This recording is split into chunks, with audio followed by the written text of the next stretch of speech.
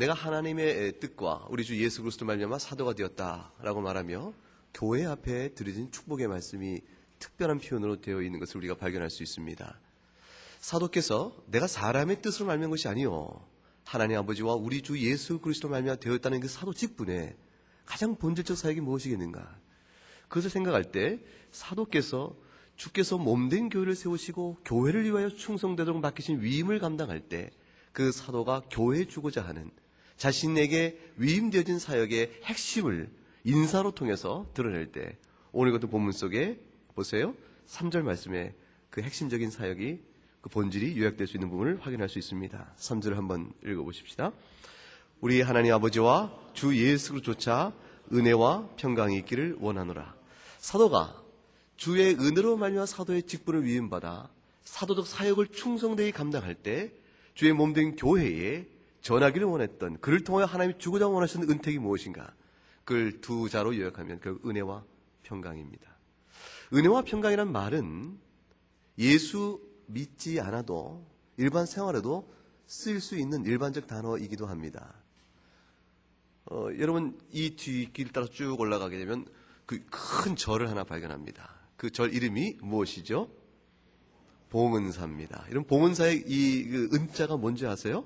그 은혜할 때 은자예요. 그 봉은 받들봉이니까 월십이죠. 예배를 드리는 것과 봉이 같은 것이죠. 그러니까 봉은사라 하면 그 말 그대로 하게 되면 하나님의 은혜를 높이 예비하는 터다, 이게 사원이다. 그러니까 그게 교회의 방불한 이름이에요. 그래서 어느 교회라도 말이 봉은교회 이렇게 이름이 괜찮은 교회라 그 말이죠. 근데 봉은교회가 아니라 이 봉은사라고 쓰였을 때 그들이 이해하는 것은 도대체 무엇일까라는 것이죠. 우리가 은혜란 말을 불교인들도 사용하지만 그들의 이해 속에 있는 은혜는 우리가 예수 안에서 하나님의 백성으로 누려지는 은혜란 말과 그 개념적 근본적인 차이가 있습니다. 평강은 어떻습니까? 평강도 편안한 가운데 누려지는 어떤 그 쉼, 그것을 평강이라 이렇게 얘기할 수 있겠지만, 그러나 우리가 그리스도 안에서 평강 있기를 원하노라 라고 말할 때에 그 평강의 의미를 결정해주는, 내용을 정하여주는 그 개념적 구조가 매우 다르다는 것이에요. 사도 바울께서 주님 몸된 교회를 향하여 너희에게 은혜와 평강이 있기를 원하노라 라고 말씀하셨을 때 그때 그 은혜는 무엇을 가리키며 평강은 무엇을 가리키는 것인가? 이것이 하나님 나라에 속한 백성들 사이에서만 나눠지는 아주 특별한 우리에게 하나님께서 주고자 하셨던 그 영적인 복, 은택, 이것은 하나님의 마음속에 영원전부터 계획된 것이라 누구도 아니요 주께 속한 자에게 특별하게 보여주는 배타적인 것이요 독점적인 복이 있어요. 그 은택을 은혜와 평강이라고 말씀한다. 도대체 그럼 은혜와 평강은 무엇을 구체적으로 어떤 내용을 담고 있는 것인가? 그 내용을 이해하고서 4절을 보게 되면 4절에 그 은혜와 평강이 어떤 것인가에 대한 해설의 실마리를 우리에게 열어줍니다. 4절 한번 읽어보십시다. 시작. 그리스도께서 하나님 곧 우리 아버지의 뜻을 따라 이 악한 세대에서 우리를 건지시려고 우리 죄를 위하여 자기 몸을 들이셨으니 은혜와 평강이 있기를 원하는데 은혜와 평강을 주는 출처요 소스요 그 근원을 아버지와 예수 그리스도로 표현했어요. 내가 너희에게 하나님 아버지와 우리 주 예수 그리스도로 말미암아 그를 쫓아 나오는 은혜와 평강이 있기를 원하노라. 그럼 아버지 하나님과 예수 그리스도의 그분으로부터 근원되어지는 은혜와 평강, 그 은혜와 평강이 도대체 무엇일까? 예수 그리스도가 누구신가를 설명하는 4절 가운데서 나타났으니 예수님께서 우리에게 하신 바가 있다는 것이에요. 5절에 4절 설명되어 있는 주님께서 우리에게 해주신 그 사역, 그 내용, 그걸 근거로 하여 우리에게 베풀어지는 영적인 은택의 결과, 그것을 평강을 할 수 있다는 것입니다. 그래서 그것이 무엇인가? 4절에 보게 되면 이 악한 세대에서 우리를 건지시며 우리 죄를 위하여 자기 몸을 들이심이라. 우리가 말하는 평강은 세상의 육신의 편안함이 아니라 생활의 궁핍 때문에 자신이 원하는 바를 손에 쥐지 못해서 육신의 곤고와 비참함과 어려움 속에 있을 때 우리에게 쉼이 있으면 좋겠다. 이 환난 가운데서 우리가 건짐을 받았으면 좋겠다. 그런 의미에서의 육적인 건짐을 넘어서는 근원적인 것이 있다는 것입니다. 하나님께서 우리 육신의 슬픔을 모르시는 분이 아닙니다.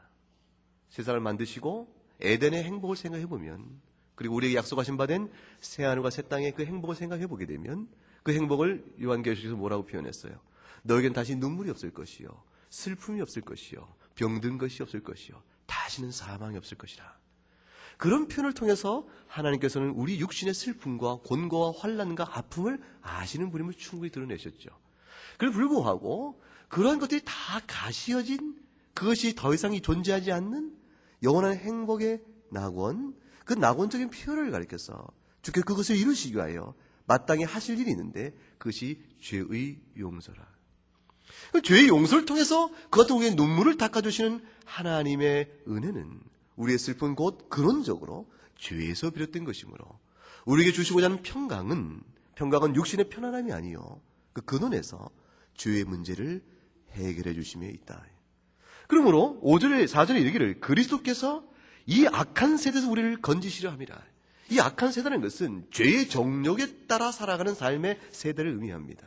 그것이 우리가 흔히들 예수 믿는 사람이 나는 이 세상에 속한 자가 아니요 하늘에 속한 자입니다 라고 말하는 것, 내가 세상 버리고 세상 등지고 주께로 향한다 라고 말할 때 그 세상이에요.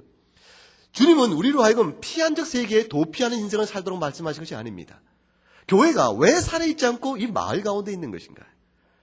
우리로 하여금 특별한 구도자의 삶을 산다고 하여 우리로 하여금 수도원적 삶을 사도록 말씀하신 것이 아니고, 수도원적 개토화된, 분리되어진, 자기 섹터화된 일정 지역에 그 속에 우리가 가두어 사는 것이 아니고, 우리의 삶이 왜 세상 속에 흩어져 살기를 원하시는가? 우리가 왜 믿지 않는 자들과 더불어 인생을 함께 살게 되어 있는가? 그러한 삶을 살아가면서도 여전히 하나님 나라의 공동체를 우리가 어떻게 견지해갈 수 있는 것인가? 어떻게 세워갈 수 있는 것인가? 이 문제를 생각할 때 주님께서는 우리로 하여금 세상을 등지고 살라, 세상부터 끊어져 살라 라는 의미에서 세상과 배타적이며 피한적인 삶을 살도록 말씀하는 것은 아닙니다. 우리는 믿지 않는 사람들과 교제합니다. 믿지 않는 사람들과 함께 사업을 하갑니다. 그들과 더불어 그들 가운데서 주께 택한 영혼들을 불러내는 전도적 사역을 함께 해나가며 이 삶의 공동체를 함께 이루어가야 될 삶의 나눔의 부분과 책임이 우리에게 있습니다. 그럼에도 불구하고 명백한 한 가지 사실이 있어요. 너희가 세상 가운데 사나 세상에 속한 자가 아니라는 것입니다. 너희가 세상 가운데 사나 세상에 속한 자가 아니라는 말씀 속에는 악한 정욕과 죄의 성정대로 너희를 맡기어 살 자들이 아닌 것을 기억하라. 그런 의미에서 이 악한 세대로부터 너희는 구하여 낸 자라 이렇게 표현을 합니다.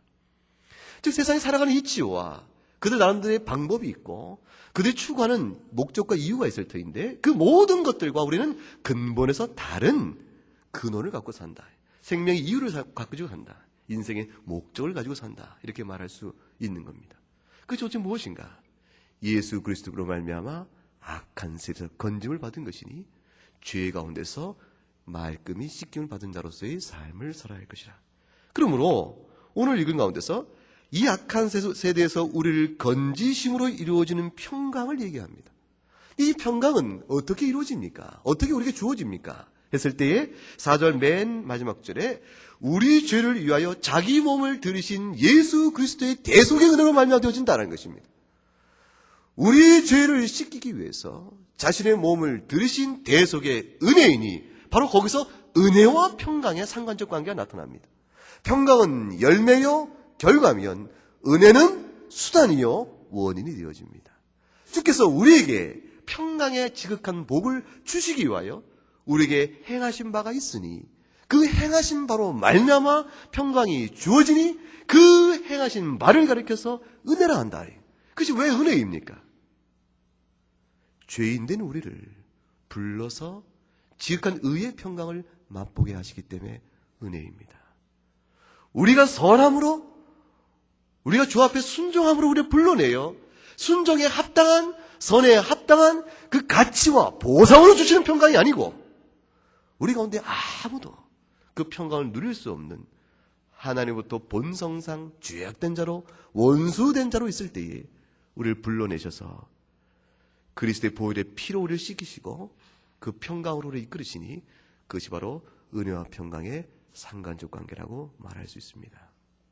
사도 바울께서 교회를 향하여 너희 가운데 하나님 아버지와 우리 주 예수 그리스도 말미암아 나오는 은혜와 평강이 넘치기를 원한다 라고 말했을 때 그 중심 속에는 영원전부터 하나님 우리에게 주시길 원하시는 그 평강이 오직 대속의 은혜로 말미암아 되어진다는 사실에 기초하고 있습니다. 예수 그리스도를 떠나서는 은혜가 없으며 그리스도를 떠나서는 평강이 없습니다. 그 평강을 가리켜서 영원한 생명이라 하는 것이요, 그 평강을 가리켜서 안식이라 이렇게 말하는 것입니다. 시편 85편을 열어보세요. 시편 85편.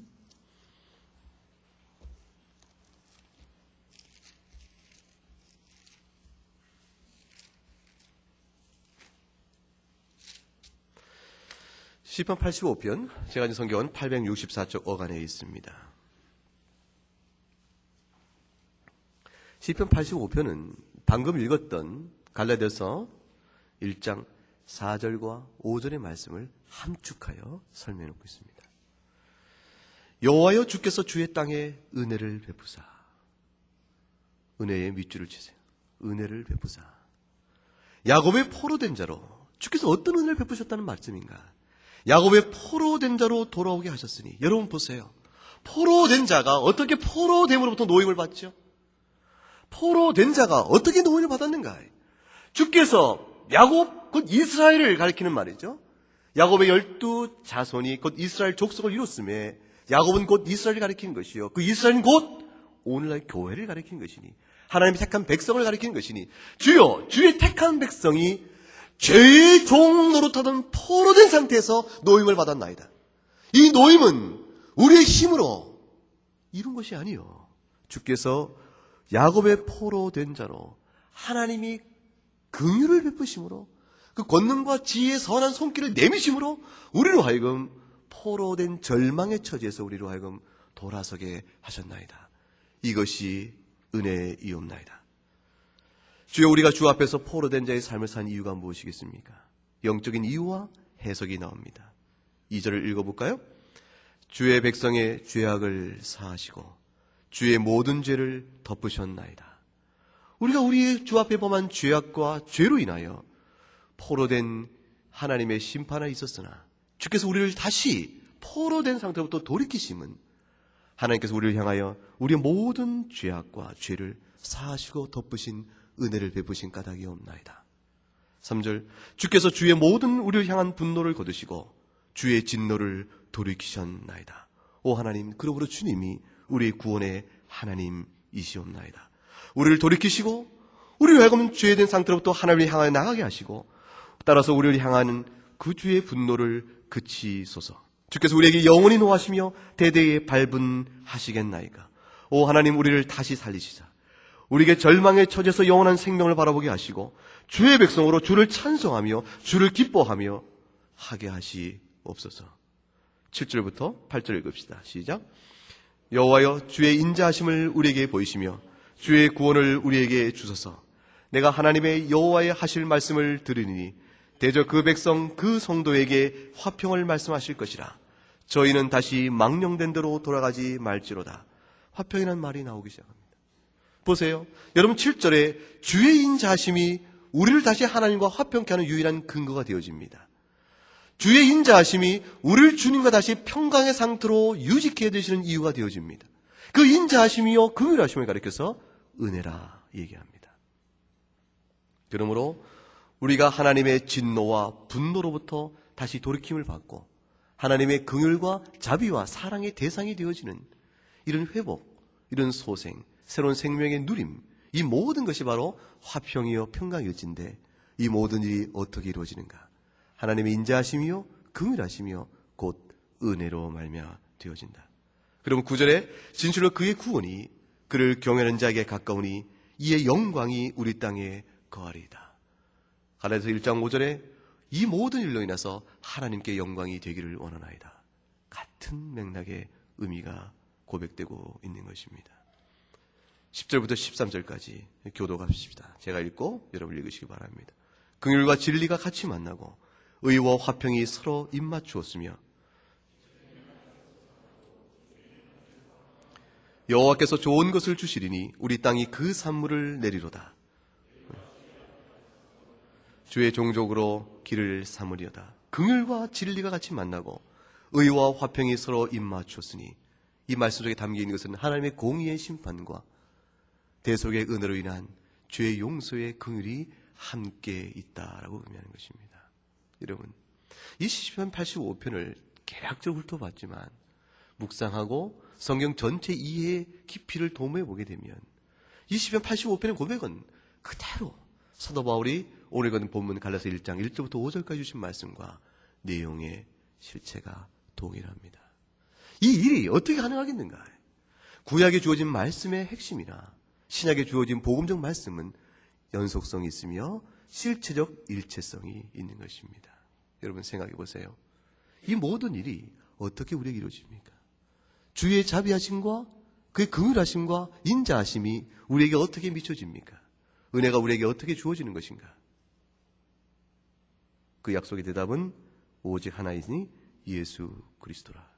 그 예수 그리스도를 구약 백성이 어떻게 바라보았는가? 주께서 성경을 통하여 이미 약속된 메시아를 우리와 하여금 무엇을 바라보고 나아가도록 하게 하셨는가? 이사야서 9장을 한번 보세요. 이사야서 9장 976쪽 안에 있는 이사야서 9장을 열어보면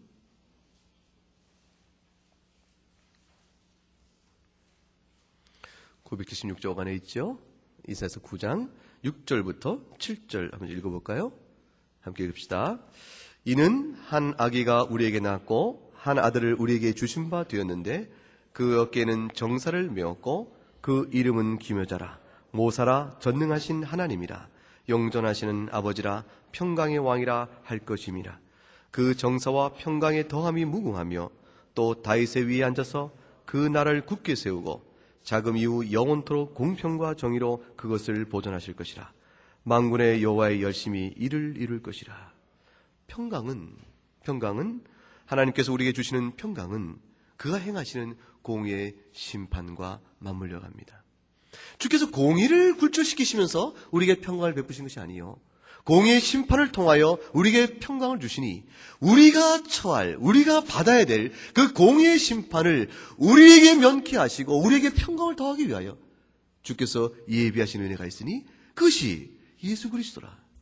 그로 말미암는 대속의 은총, 그 대속의 은혜, 그 은혜로 말미암아 공의 모든 심판이 우리에게서 면케되어지는 것이요, 그로 말미암아 우리에게 평강의 은혜가 있는 것이라. 6절에 보게 되어지면 따라서 우리에게 한 아이가 주셨는데 이 한 아이가 곧 예수 그리스도인즉 그분이 누구신가? 어깨는 정사를 메었으며 그 이름은 기묘자요 모든 신비한 인물이시요 모사라 모든 지혜가 그에게 있으며 전능하신 하나님이요 그분의 인격은 매우 신비하여 그가 사람으로 우리 가운데 나타나시나 그는 실제 본래 하나님이신 분이시며 영존하신 아버지요 평강의 왕이라 할 것이라. 그 우리에게 주시는 참된 열매는 왕권 통치의 성격은 무엇인가? 평강이라. 예수 그리스도의 왕권의 통치의 성격은 바로 평강인데 그 평강은 더함이 7절에 무궁함으로 사람이 다윗 시대에 일시적으로 평강이 누렸던 이스라엘 화평 같은 것이 아니라 다윗 통치 시대에 잠깐 동안 평강을 맛보지만 다윗이 타락하니 이스라엘의 고통에 있게 되어지고 다윗이 죽으니 그 이후에 다윗의 후손들이 그 평강을 잊지 못하였다. 이어가지 못하는 평강. 그러나 예수 그리스도의 평강은 더함이 없이 무궁하니 완전한 평강이라. 그가 나라를 굳게 세울 것이며 지금부터 영원토록 공평과 정의로 그것을 보존할 것이라. 이 모든 일이 너희의 열심이 아니요, 이 모든 일이 너희로 인하여 되는 것이 아니라 하나님 아버지의 열심히 이것을 이루실 것이라. 그것이 바로 은혜로 주어지는 것이라. 오직 이 모든 하나님 나라의 평강이 우리에게 약속되어질 때 그것이 만군의 여호와의 열심히 이것을 이루실 것이라. 너희는 비록 악하나 너희 모든 죄를 대속하시는 평강의 왕이요 전능하신 하나님이요 영존하신 아버지, 실로 하나님이신 그분께서 사람이 되심으로 이루시는 대속의 은혜, 그 은혜를 이루고야 마시는 신실하신 하나님의 열심, 그것을 이루실 것이라. 그는 그것을 가리켜서 은혜라, 그것을 가리켜서 은혜라 말씀하는 것입니다. 히브리서 7장을 한번 가보세요. 히브리서 7장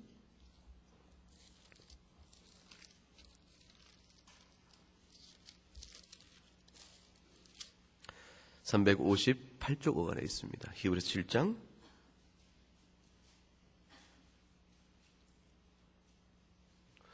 7장 1절부터 3절까지 말씀을 358쪽 어간에 있는 히브리서 7장 1절부터 3절까지 말씀 같이 읽어보십시다. 시작. 이 멜기세덱은 살렘 왕이요 지극히 높으신 하나님의 제사장이라. 여러 임금을 쳐서 죽이고 돌아오는 아브라함을 만나 복을 빈 자라.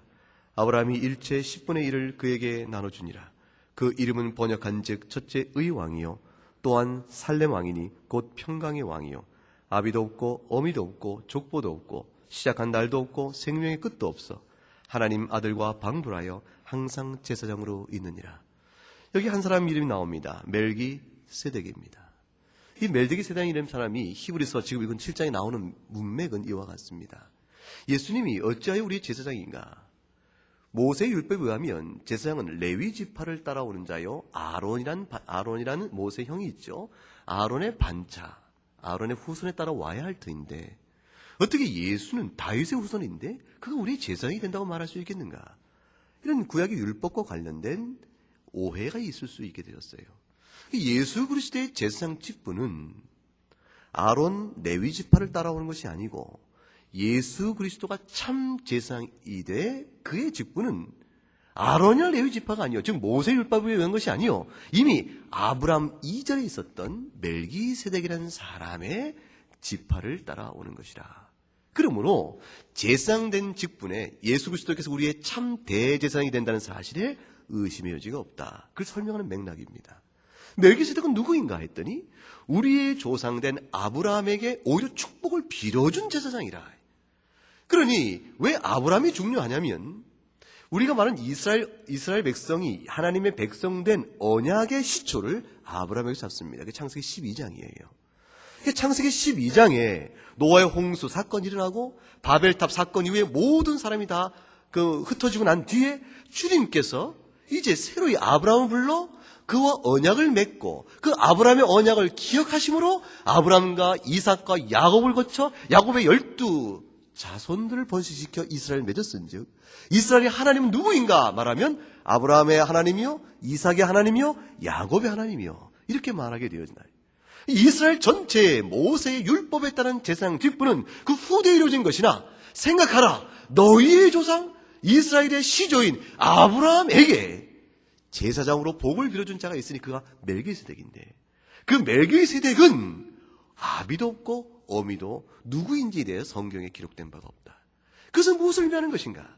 그의 시조와 그의 처음이 매우 신비로운 자임을 말하는데 바로 예수 그리스도께서 그가 참 하나님이시면서 사랑으로 오심으로 우리에게 다가오실 때에 그 존재의 신비를 멜기세덱이 마치 아비나 어미의 족보가 없으므로 신비한 것과 같이 우리에게 멜기세덱을 쫓아서 예수님이 제사장됨을 알게 하려 하심이라. 멜기세덱의 이름이 무엇인가? 그것이 바로 의의 왕이요 살렘 왕 곧 평강의 왕이라는 뜻을 갖고 있지 않은가? 멜기세덱이 통치하는 나라는 바로 살렘 즉 평강의 나라였으니 그곳에 통치하는 왕의 이름이 멜기세덱 곧 의의 왕이라는 뜻이니 그 멜기란 말은 왕이요 세덱이란 말은 의인이 그의 이름은 의의 왕이요 그가 통치하는 나라는 평강이니 이 평강의 나라를 통치하는 의의 왕이 아브라함에게 복을 빌어준 자라. 예수 그분이 우리의 제사장됨은 멜기세덱을 통하여 이미 그림자요 예표로 주의 오심을 나타내 보였다. 그러니 예수 그리스도가 그가 누구인가? 그가 바로 우리를 위하여 공의의 통치를 주실 분이요 그의 죽으심으로 대속의 은혜로 우리의 죄를 씻겨줄 분이요 그러면 우리에게 영원한 생명인 평강을 주실 분이 아니냐. 히브리 7장이 그것을 말하고 있는 겁니다. 생각해 보세요. 약속된 구약의 예언부터 하나하나는 그리스도로 말미암는 은혜와 평강을 얘기합니다. 예수께서 이 땅에 오셨을 때에 하늘에는 영광이 가득하고 이 땅에는 하나님 기뻐하시는 자들의 뭐라고 했죠? 평화로다 합니다. 그 평화가 무엇을 의미하는가? 요한복음 20장을 한번 가보세요. 요한복음 20장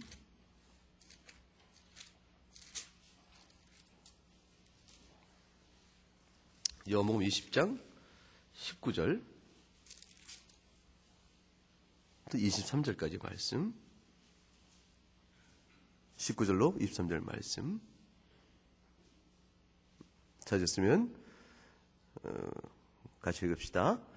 이날 곧 안식 후 첫날 저녁 때에 제자들이 유대인을 두려워하여 모인 곳에 문들을 닫았더니 예수께서 오사 가운데 서서 가라사대 너희에게 평강이 있을지어다.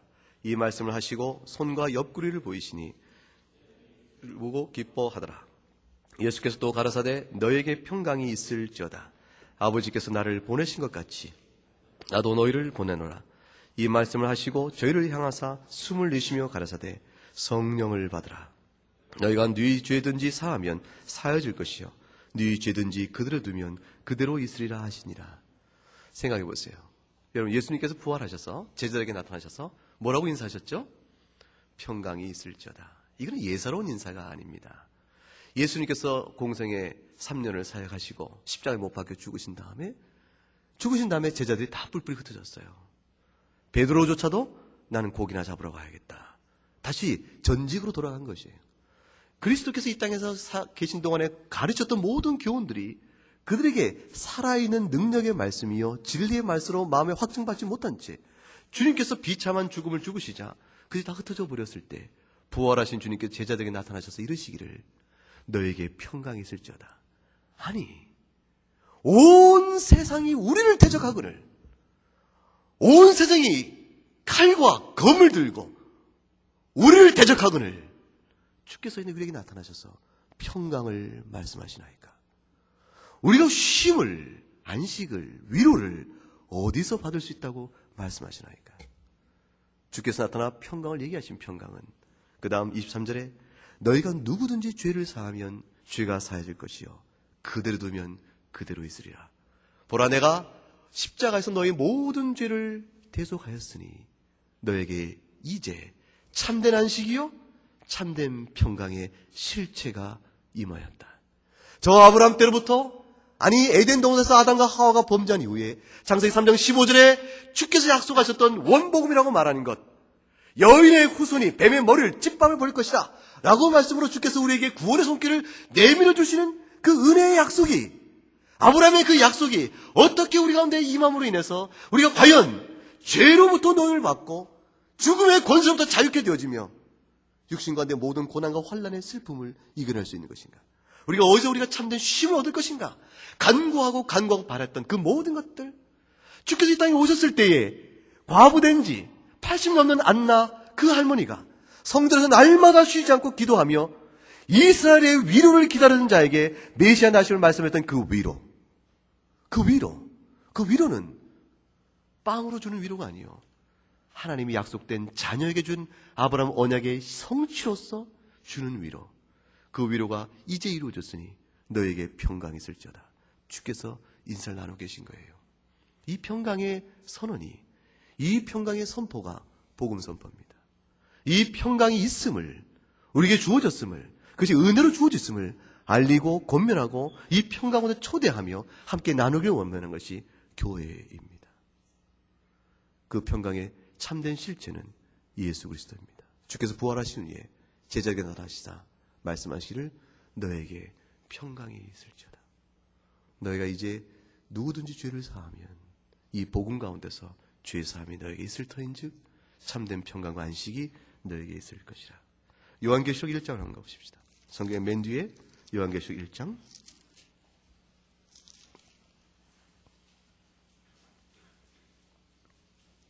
계시록 1장 4절에서부터 7절까지 말씀. 계시록 1장 4절로 7절 말씀 교독하겠어요. 내가 먼저 읽죠. 요한은 아시아에 있는 7 교회에 편지하노니 이제도 계시고 전에도 계시고 장차 오실 이와 그 보좌 앞에 7 영과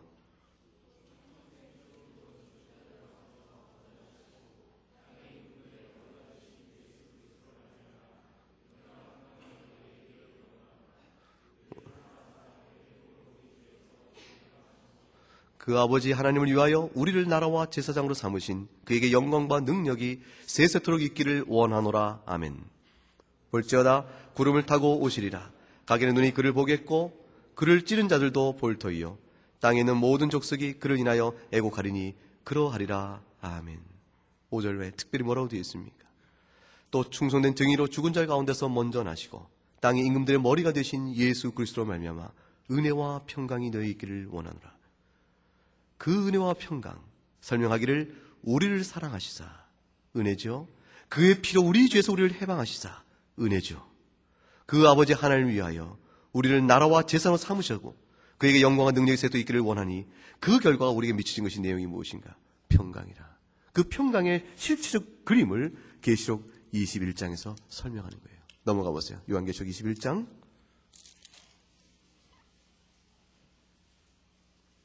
421쪽 21장 1절부터 8절 말씀이에요. 기록된 것처럼 한 절씩 나누어 읽겠습니다. 또 내가 새 하늘과 새 땅을 보니 처음 하늘과 처음 땅이 없어졌고 바다도 다시 있지 않더라.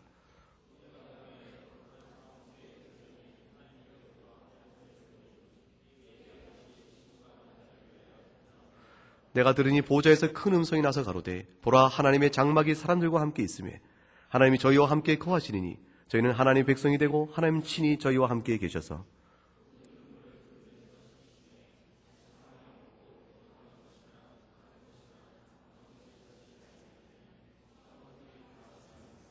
'보좌에 앉으신 이가 가라사대 보라 내가 만물을 새롭게 하노라 하시고 또 가라사대 이 말은 신실하고 참되니 기록하라 하시고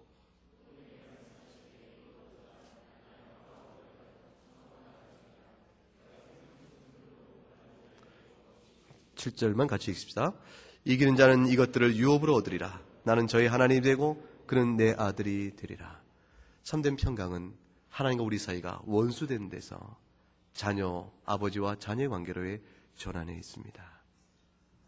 죄로 인하여 하나님께 원수되어져서 평강의 땅이요 안식의 터인 에덴으로부터 추방되어진 우리들에게 주께 다시 우리를 불러 나의 자녀여 난 너의 하나님이여 너의 아버지라 말씀하시고 모든 슬픔과 눈물을 우리한테 씻겨주시며 친히 우리와 함께 영원히 거하시는 그 아름다운 하나님의 나라, 그 나라에 초대하심이 바로 참된 평강의 의미입니다. 그 평강은 오직 은혜로 주시니 예수 그리스도의 대속의 피로 말미암이라. 이거 외에는 복음이 없습니다. 이거 외에는 영원한 생명이 없습니다. 이것이 왜 우리가 사는 모양과 처지는 다를지라도 우리의 경제적 형편이 다르고 우리가 살아가는 모든 삶의 조건들이 서로 다를지라도 왜 한 가지로 하나님을 찬송해야 하는가? 왜 그에게만 우리의 위로를 구할 수 있는 것인가? 그 질문에 대한 참된 답이 되어지는 것입니다. 주 예수 그리스도 외에는 이 세상에 평화가 없습니다. 이 세상 속에서 사람들은 모여 함께 더불어 화평하게 지내자고 권면할 수 있습니다. 그리스도 밖에는 그러나 평화가 없습니다. 역사가 증거하는 것이요 우리가 목도하는 세상의 본질입니다. 이 평화는 문화적인 변화, 교육을 통해 상담을 통해 이루어진 것이 아닙니다. 이것은 인간 성정의 어떠한 수양, 변화를 좀 인격을 도야하는 수양을 통해 이루어지는 것이 아니에요. 일정 부분에 있어서 교양과 인격의 도야, 상담과 문화적 변혁을 위한 노력을 통해서 일정 부분 악한 정력이 제어될 수 있겠으나 그 제어된 일정한 질서가 우리의 궁극적 평강을 보장하지 못합니다. 뿌리 깊은 죄의 내성과 본성상의 부패한 성정을 결코 지울 수가 없기 때문입니다. 우리의 부패한 본성을 어찌 해결받을 것인가? 성령의 은혜가 있어야 합니다. 이 모든 범한 죄에 대한 죄책을 어떻게 감당할 것인가? 죄책으로 인한 죄의 형벌을 어찌 감당할 것인가? 예수 그리스도의 대속에 죽음이 있어야 합니다. 그의 죽음으로 말미암아 우리의 형벌이 시기를 받는 것이요 그의 죽음으로 말미암아 성령의 은혜로 우리의 본성이 새롭게 낳게 되어지는 것입니다. 중생의 은혜를 뜻합니다. 그 모든 것이 하나님의 은혜로 우리에게 주어집니다. 그 은혜를 믿고 복음을 믿고 주 앞에 엎드린 모든 자에게 오늘 같은 성경은 창세기부터 계시록까지 한 가지를 주장하니 내가 너희에게 평강을 주노라. 그것이 바로 하나님 우리의 하나님 되시며 우리가 그의 백성됨의 복입니다. 기도하겠습니다. 하나님 아버지, 영적으로 혼탁하며 죄악된 곳에 있는 이 세상 속에서 주께서 우리에게 참된 위로의 평강을 주시고자 약속의 말씀으로 언약을 베푸셨으며 이제 예수 그리스도로 말미암아 그 은혜를 베푸심으로 우리에게 그 복을 주시니 주님 감사합나이다. 영원한 대속의 은혜 앞에 주여 우리가 감사의 찬송을 돌리게 하옵시고 이 땅에 사는 동안도 영원토록 하나님의 우리에게 베푸시는 영원한 평강을 자랑하며 기뻐하며 그것을 쉼을 얻고 노래하며 주의 영광을 바라보는 저희 모든 귀한 백성 되도록 은혜의 은혜를 더하여 주시옵소서. 감사 찬송을 드렸고 예수 그리스도 이름으로 기도 올리옵나이다. 아멘.